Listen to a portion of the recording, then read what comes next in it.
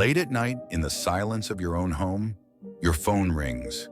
You answer it, and on the other end is a distorted voice. It's robotic, cold, and somehow it knows who you are. It whispers your name, repeating it like a taunt.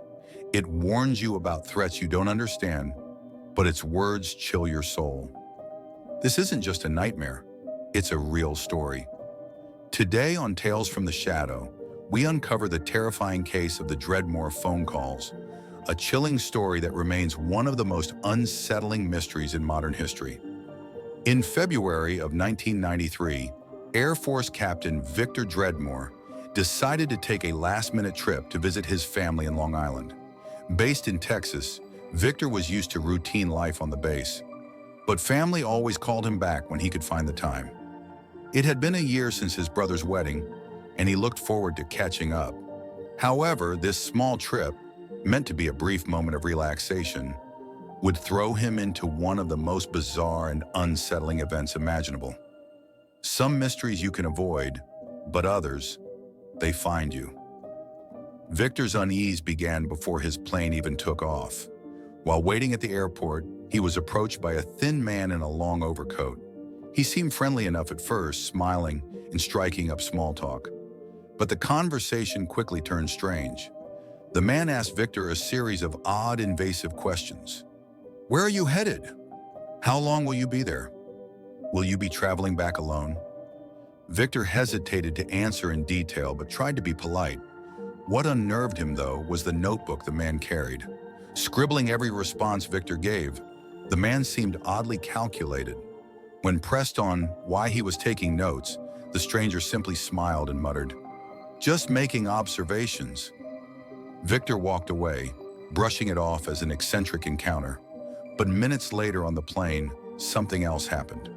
A long-haired man sat next to Victor, striking up yet another conversation eerily similar to the first.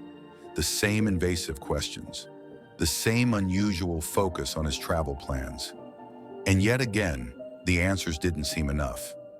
Even after the man moved seats, Victor could feel his eyes on him, watching. The coincidence lingered in Victor's mind, stirring something deep within: paranoia. Little did Victor know, the truly terrifying part wouldn't begin until he reached his family's home in Long Island. The first call came late that evening. The Dreadmoor's landline rang just as the family was sitting down after dinner. Victor answered with little thought. What greeted him was like nothing he'd heard before.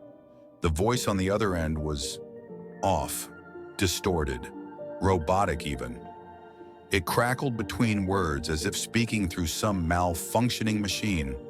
The voice whispered slowly, "Victor, Dreadmoor, Dreadmoor." Chills ran down Victor's spine as the hairs at the back of his neck stood on end. Before he could hang up, the voice repeated something even more bizarre. "You're being impersonated by another voice." Victor was left frozen, a feeling of unease, more profound than anything he felt on the battlefield, washed over him.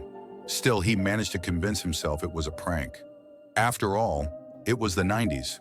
Weird phone calls weren't unheard of, but this was the beginning of something much darker. The next few nights unraveled the Dreadmoor household. Each night the phone would ring, and the same eerie, robotic voice would flood Victor's ears. He tried hanging up, but persistence didn't stop it. The calls became more specific, more targeted, and undeniably personal. The voice asked, "When will you return to Texas?" Victor hadn't told anyone outside his family about his visit. No one was meant to know. Yet the voice somehow knew exactly where he had come from and how long he planned to stay.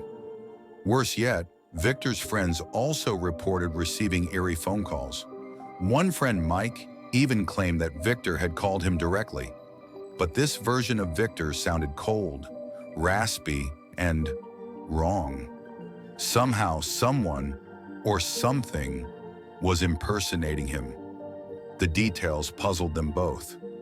Words were said that Victor himself would never use, yet the voice pretending to be him was unmistakable. Who or what was behind this? As tension grew in the Dreadmoor household, Victor's father began to suspect something supernatural. Just weeks earlier, he had witnessed a UFO while visiting the Green Bank Observatory in West Virginia.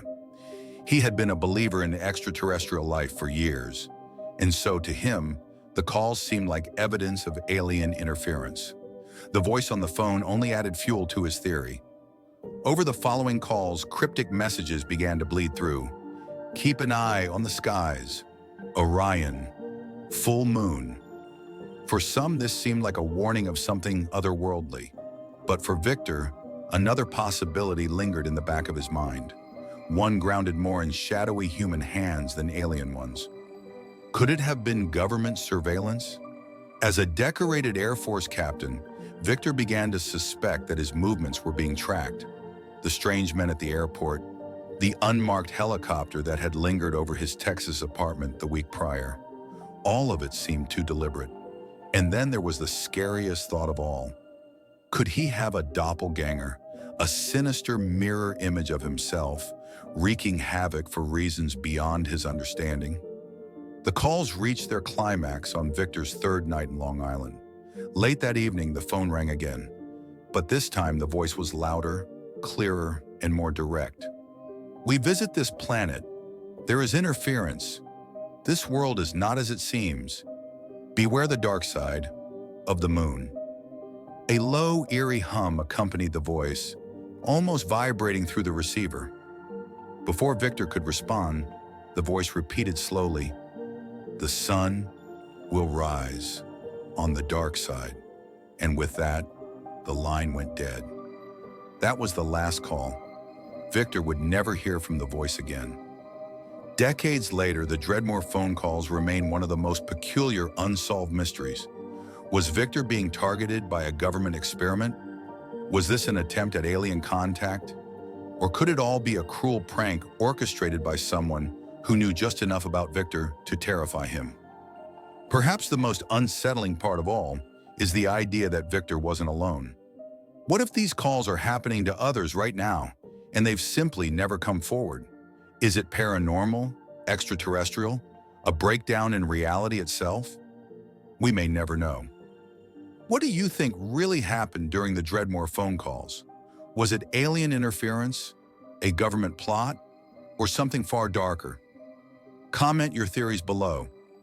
And don't forget to subscribe to Tales from the Shadow, where we uncover the creepiest mysteries you've never heard. Remember, not all phone calls are meant to be answered.